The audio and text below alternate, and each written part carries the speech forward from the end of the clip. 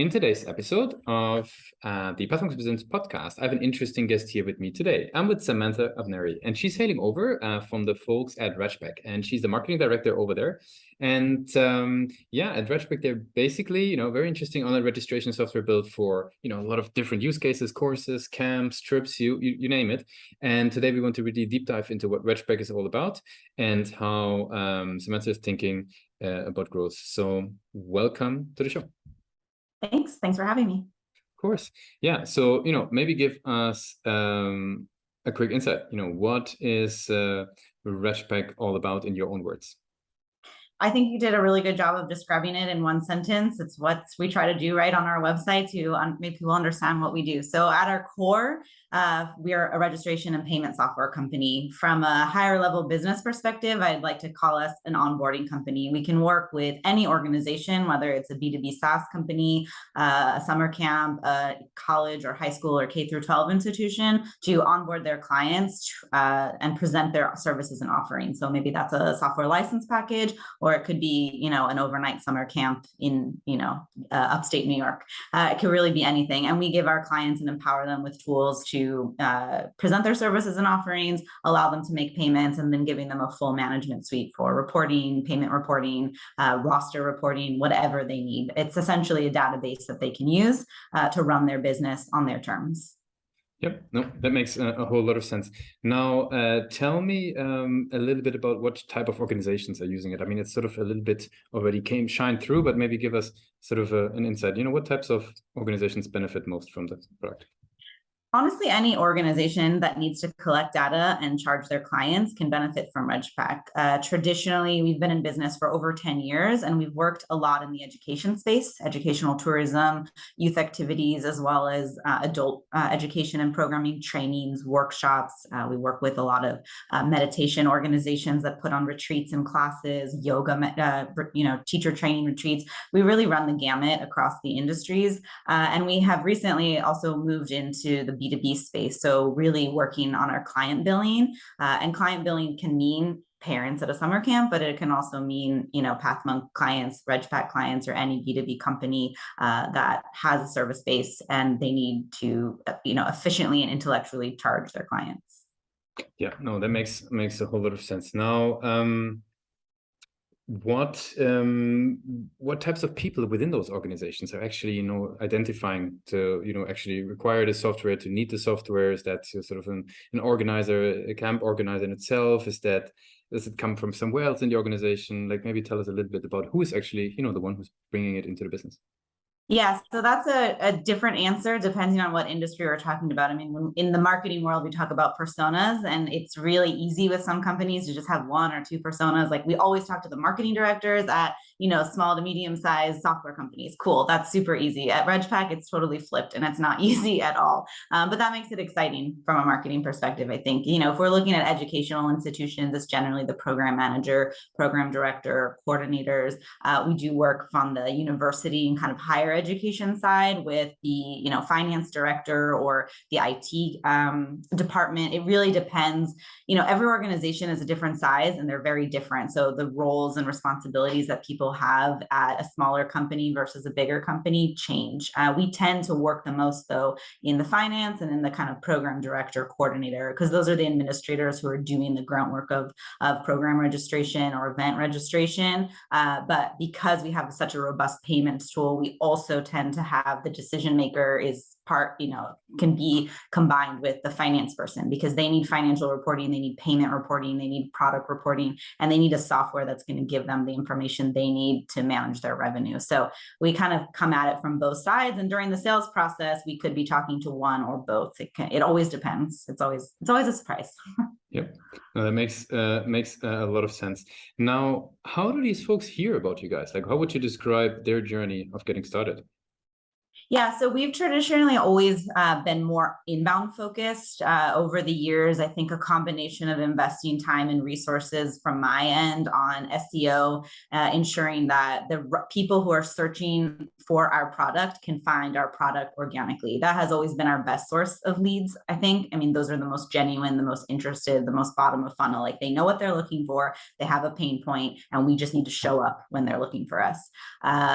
coupled with that, digital advertising, right? So PPC campaigns through software comparison sites, using Google Ads, using social media. And I feel like that has been sort of ebbing and flowing in terms of what works for us over the years. I mean, social has become much more prevalent and prominent in terms of a source of leads for us in the last few years than it has in the past.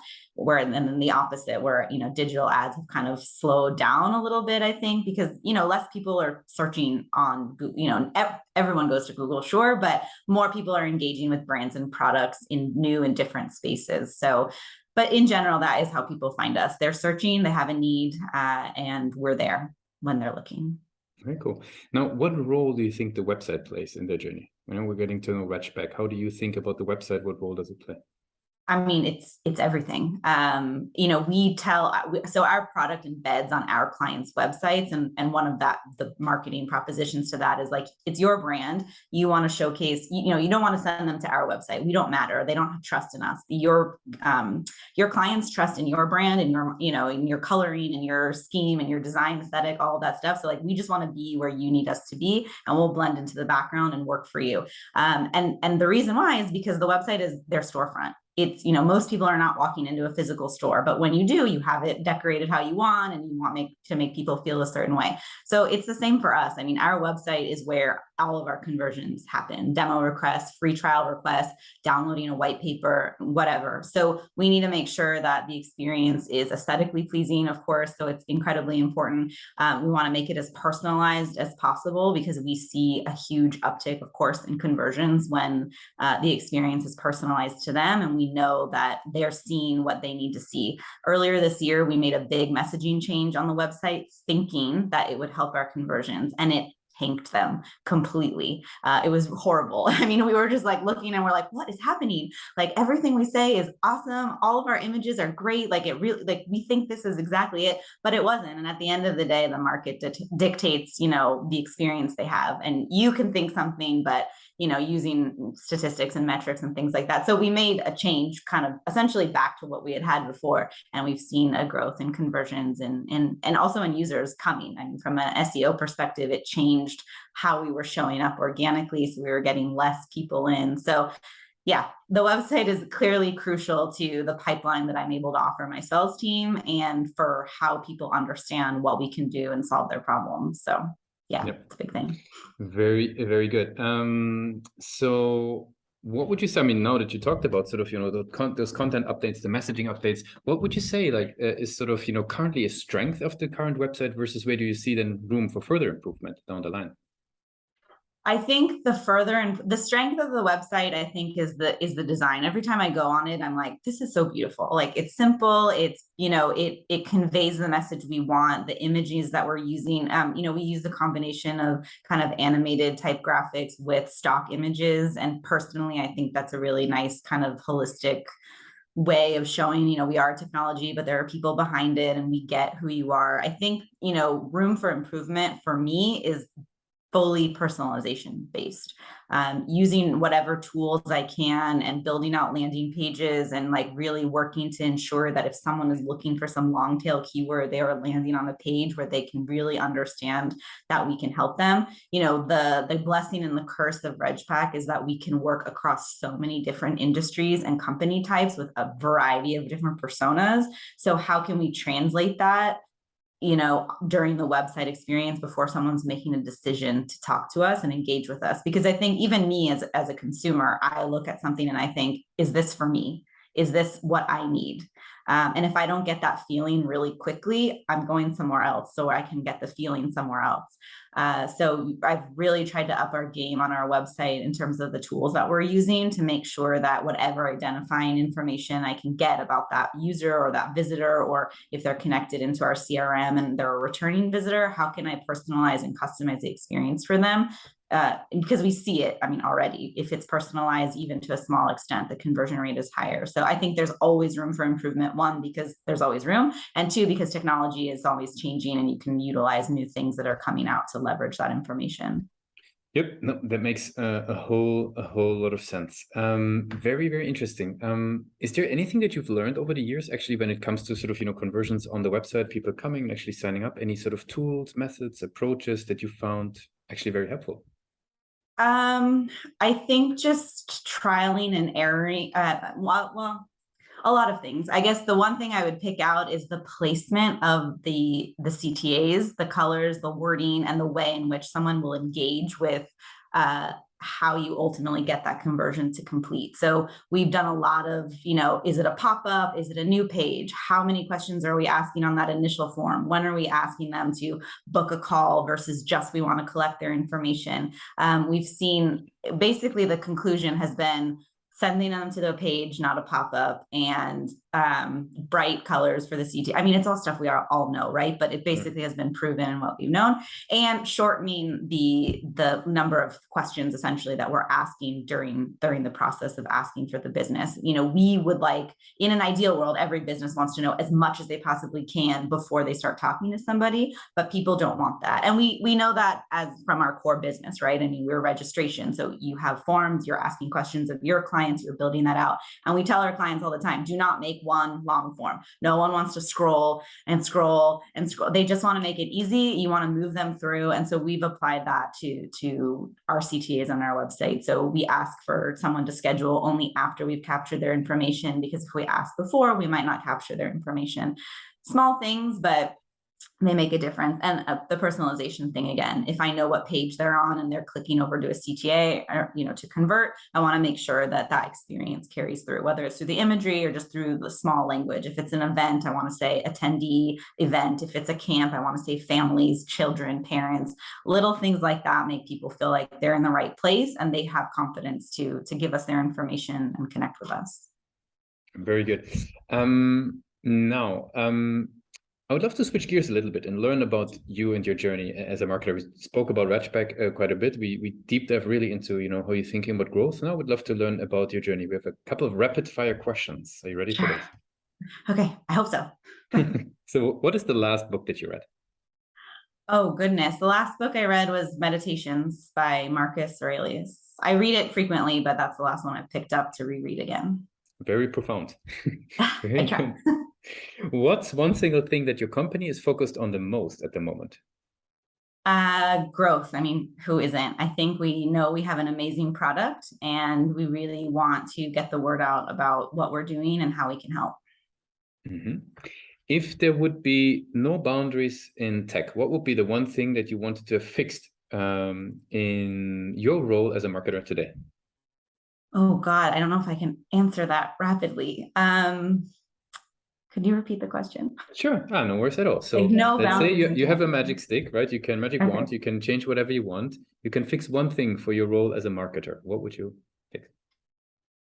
As a marketer and as a consumer, I think crappy ad targeting. I know there's definitely a balance between privacy and wanting to have a curated experience. And so I would love to not make people feel like they're creeped out, but also show them what they really want to see and not what us as businesses want them to see, because I think that makes a better sale in the end. Mm-hmm. And what's the last thing that kept you awake at night about the company? About the company, this podcast? No. Just, meeting our goals. I think every company in a growth stage, you think like, what could I have done differently? What can I be doing more of? What should I be focusing on tomorrow when I wake up? But also trying to get away from it a little bit, because you know that you need the energy and you need the headspace to come back to your job the next day fresh without being burnt out. So and for the very last question, I'd like to do a little bit of time travel. So let's go back to the days of New York University, right? Okay. School of Individualized Studies. So yeah. What I'm curious about is what's the one advice that you would give yourself for your journey? So same, like about, kind of having a break from your work. I lived in New York for 4 years and I never really experienced New York. I was studying, I was working, I was getting involved in things, and those were all well and good. But like a month before I moved out of the city for what would be the last time, I didn't know it at the time, I actually went to the Met. And I actually went uptown. And I think we get so wrapped up in what we're doing. And as a college student, you're just so uber focused on what you're there to do. And that's good. But I didn't live enough. I'm so nostalgic. Anytime I go back to New York now, I just think to myself, like, wow, I lived in this amazing place and I never really went outside, the boundaries of the neighborhood I lived in. So that would be the advice. Just enjoy it. I see college students now going off to college, friends of kids of friends and things like that. And I'm just like, you're about to enter the best years of your life that you're always going to think about.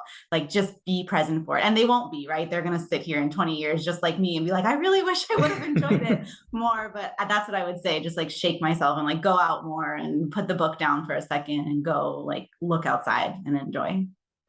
Very cool. Sam, I really appreciate you joining us for the Pathway Presents podcast. I want to give you the very last word. If somebody would be forgetting all that we discussed about Regpack, what's the one thing that people should remember? I think Regpack is we are and we really embody the fact that we're not a cookie cutter software, and we want to work with businesses that aren't cookie cutter in their own industry either. If you're doing anything innovative, you need a software that can match your innovation, not force you into a box. And that's really our mission. We want to disrupt things in a way that says we're not going to force you to work a certain way. We want to be a partner with you to work the way that you need. And that's ultimately how every business is going to be successful. So thanks a lot for being a guest on Pathway Presents. Thanks.